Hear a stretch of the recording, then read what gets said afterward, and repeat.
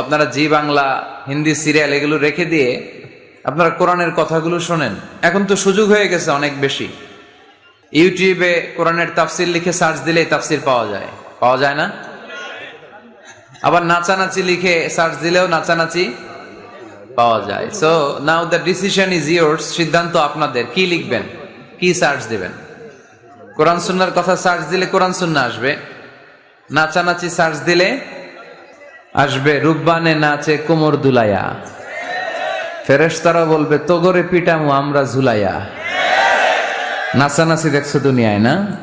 লাফালাফি করেছো, জীবন যৌবনকে শেষ করেছো। এই জীবনের সবচেয়ে দামি সময় হচ্ছে যৌবন। এটাকে কোন কাজে লাগিয়েছো? কিয়ামতের দিন জিজ্ঞেস করবে কে? আপনাকে বলতে হবে যে আপনার এই যৌবনের সময়টা আপনি কি করেছেন। আপনি কি হারাম কাজে, অশ্লীল কাজে, নিষিদ্ধ কাজে সময় ব্যয় করেছেন, নাকি কোরআনের পক্ষে ছিলেন?